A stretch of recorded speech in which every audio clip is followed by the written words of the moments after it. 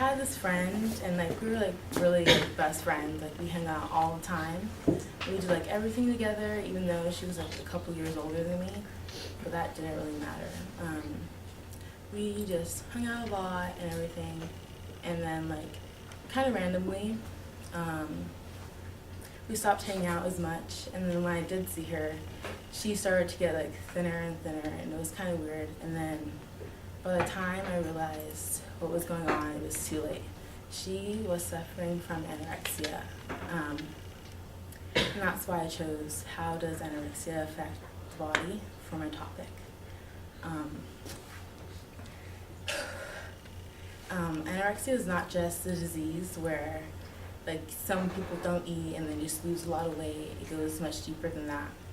The first to perish are the bones, which lose minerals, and they lose bone density. And 90% of women and teens with anorexia suffer from this. On the right is healthy bones, and on the left is what happens after anorexia has taken effect. The next to suffer is the heart. As the body loses muscle mass, the heart also loses muscle at a very fast rate, which means that the heart gets smaller and it doesn't pump enough blood into the body, which means that they have low blood pressure and a low white blood cell count, which means that they get sick easy and they get skin diseases and rashes and things like that.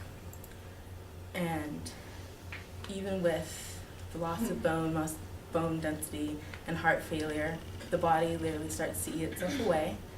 So that's why like their stomachs get like really tiny and everything. And so like the intestines and liver have the highest percent of loss of their mass altogether, and the next are the heart and the kidneys.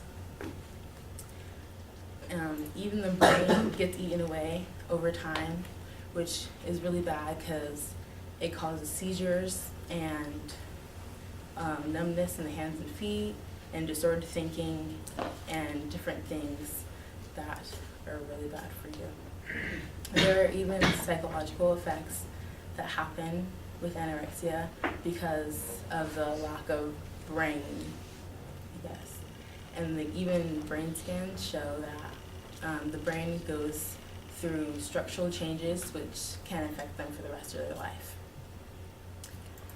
My friend went to a treatment center to help with her psychological problems because not only do anorexics push away their food, but they deny themselves of friends and family members. They don't get out much.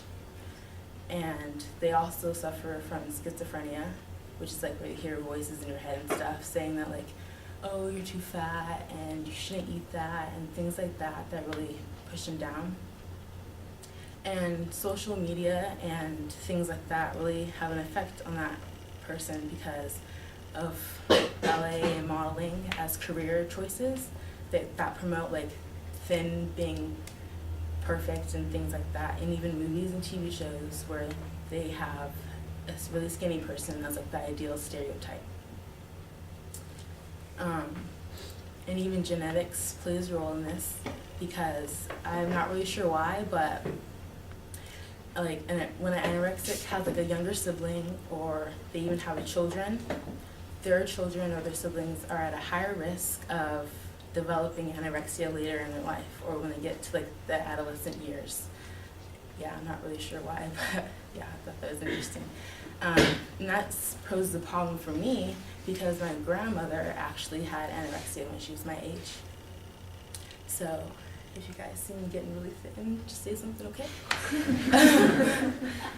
But it does get better because there are many treatment centers around the U.S. that provide the treatment that they need, even though it is very expensive, like $5,000 a month, so more or less, you know? And yes, and my friend is an recovered anorexic for like a year and a half now, and we see each other a lot more. Now, but it's still kind of scary knowing that she could relapse back into her old habits. And so I just thought this picture was funny.